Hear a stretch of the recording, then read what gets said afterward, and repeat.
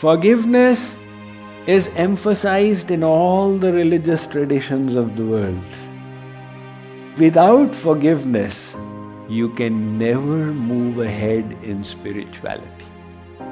We must learn from Ratan Tata how to handle people who have hurt us.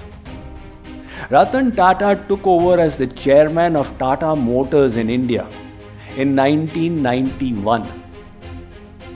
And he had this dream project of making an indigenous car in India without any imported technology.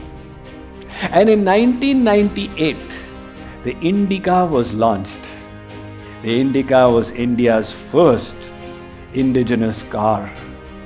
But in 1999, in the space of 1 year, they realized it was not doing well. And they put it up for sale. At that time, Ford Motors expressed interest in purchasing this car factory. So Ratan Tata flew to Detroit with his entire board, and they had a meeting with Bill Ford and their members. And Bill Ford, he insulted Ratan Tata.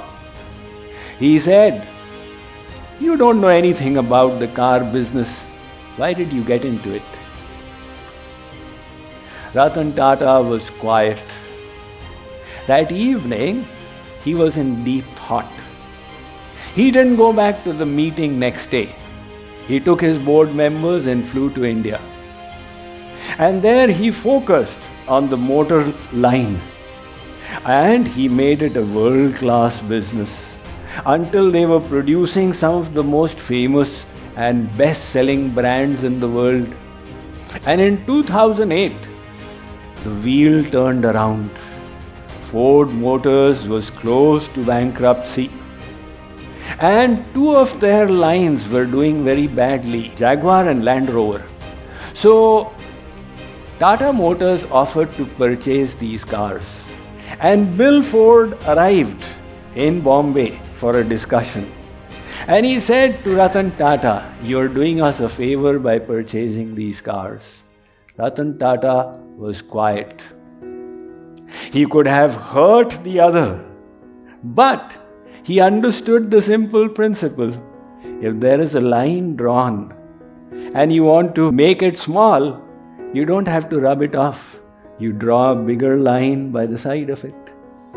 So if somebody has hurt you, the best thing is to become even better. That is the best way to repay the hurt. This is a positive way. In the case of saints, this forgiveness becomes a nature. They don't have to say, "That guy is so bad, but I have to forgive."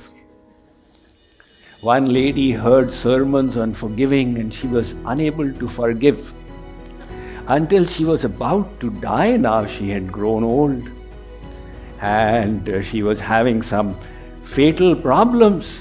So the doctor said that you have got only 3 days to live. She called her enemy and said, "I forgive you,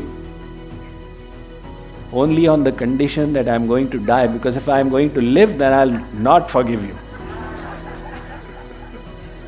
So that is like a forced kind of forgiveness.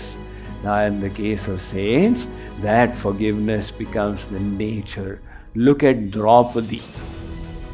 Ashwatthama killed 5 of her sons. But Draupadi was such a saintly lady. The sons are dead, they cannot be brought back. Arjun, he bound Ashwatthama and dragged him in the presence of Draupadi and said, "I will kill him as revenge." So Draupadi said, "Revenge? Revenge is not a good word. Because revenge is motivated by our own inner frustration."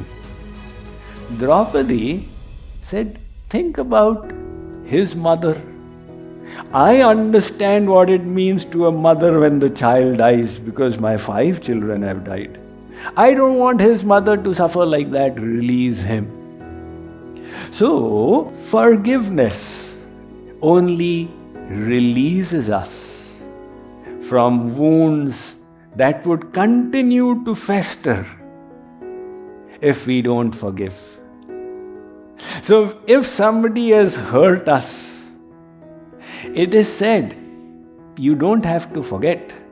Otherwise, you go again, you will be hurt again. But learn to forgive. Forgiveness is the gift that we offer to ourselves.